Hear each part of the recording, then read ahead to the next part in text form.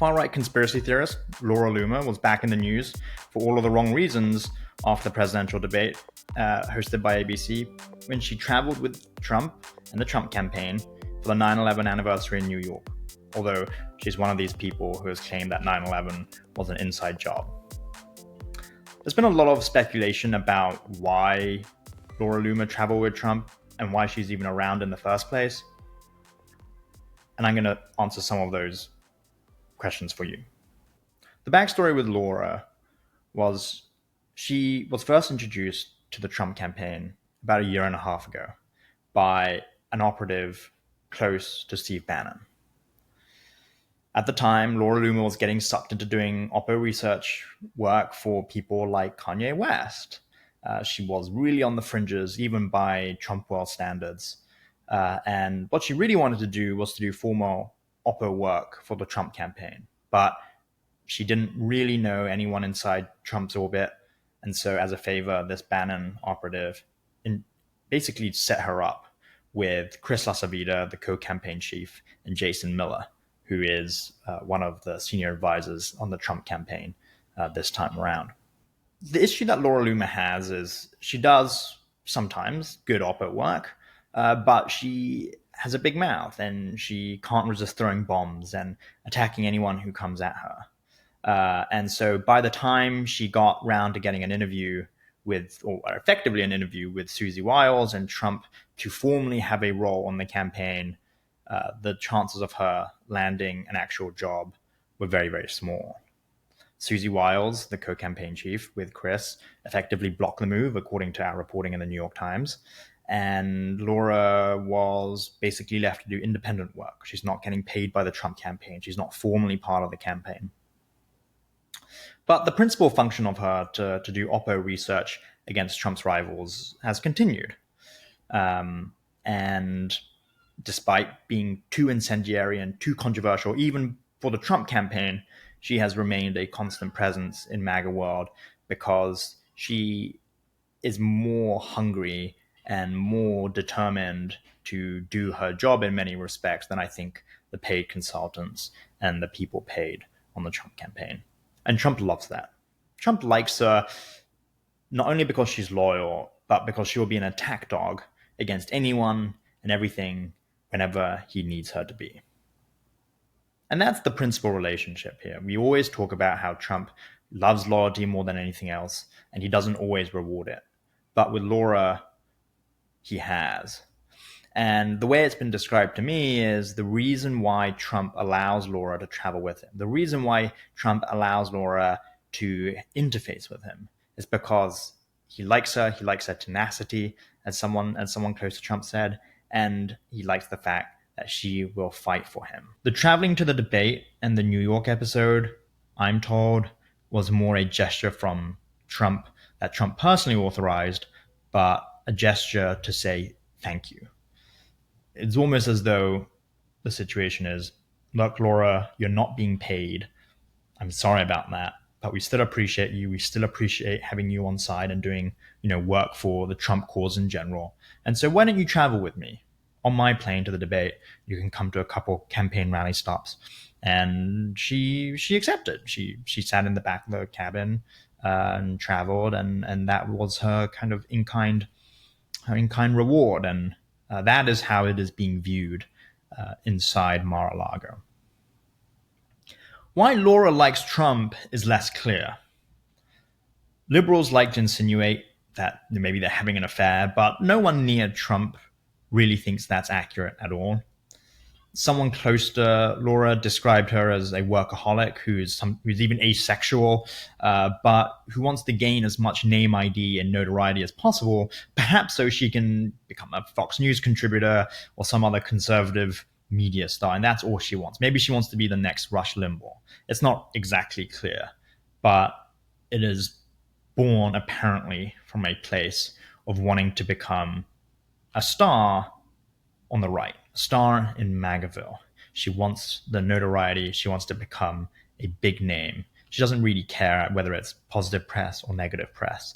And when Laura Loomer was getting hammered last week for her 9/11 conspiracy views when she traveled with Trump, people around her said she was loving it. She was loving the attention. She was loving the fact that the New York Times wrote a story. Who is Laura Loomer? She didn't care that in the main the story was negative or made her look in no small way like a kook. She just liked the fact that she was getting the New York Times to write about her and that she was getting retweets and clicks and name ID in Trump world.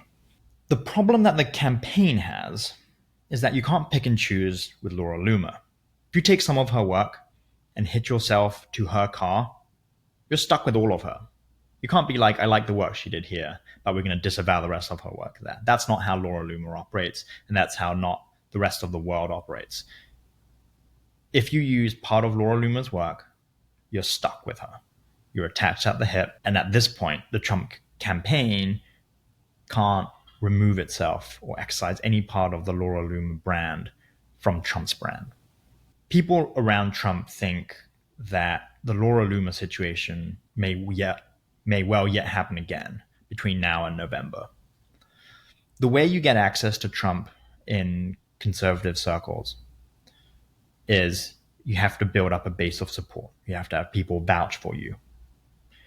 She got in through the front door, through the Bannon operative who introduced her to the campaign chiefs. She had backing from people inside the campaign who saw her as an asset, more than a liability, even though she has her incendiary moments and picks fights with people like Marjorie Taylor Greene. And so she had a lot of support. She had a lot of factions inside Trump world say, yeah, Laura's a good egg. She's fighting for us. Let's keep her around. But Laura Loomer's not done. She is very savvy, and she knows how to play the Mar-a-Lago Palace intrigue game very, very well. Most notable of all, she is close friends with Natalie Harp, who is this once obscure aide, but has become more prominent in recent months. And Natalie Harp is aka Human Printer, the aide that travels around with Trump, with a portable printer in her handbag and with spare rolls of toner, I am told. Natalie's function is to print out stories from the internet that Trump likes, or tweets that Trump might like, and put them before Trump. What became originally an administrative role, though, has metastasized into a sort of gatekeeping role. If you want to get a story in front of Trump, if you want to get a tweet in front of Trump, if you have a personal relationship with Natalie, that's one way to do it. And Laura has recognized that, I think, and Laura has been close to Natalie Harp for some time. And so even if the Trump campaign were to shut down Laura's formal access through the campaign to Trump, Laura can always go through Natalie. She can always text Natalie a story, and Natalie can print it out and put it in front of Trump, and Trump will still see it. Laura can tweet something out that's controversial and incendiary. Send it to Natalie. Natalie will print it out, and Trump will see it. But of course, the biggest issue the campaign has is that Laura Loomer now texts Trump directly. If you can message the principal yourself and get stuff in front of the principal, and the principal likes it, there's nothing that Susie Wiles or Chris Acevedo or anyone else in the Trump campaign can do to prevent that from happening. They don't monitor Trump's phone. They can't, right? They can't. And they can't prevent, crucially, people from traveling on his plane. The difference between the Trump campaign and other Republican campaigns is that Donald Trump owns his own plane. Trump can put whoever he wants on Trump Force One. He can kick whoever he wants off the plane at any reason. That happened to me. In 2023, Trump didn't like a story that I wrote about Trump Media, the parent company of Truth Social, being investigated by the Southern District of New York and federal prosecutors looking at money laundering allegations connected to a Russian-American investor. I was supposed to travel with Trump, kick me off, but you can do that if it's your plane. And so Susie Wiles and Chris Acevedo, even if they want to kick Laura off, they cannot. It's their principal's plane. It's their principal's decision as to who he lets on.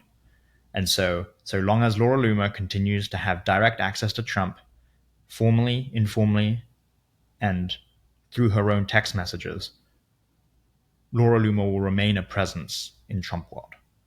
Doesn't mean she's going to be front page news every week. She's also not trying to be a distraction to the campaign.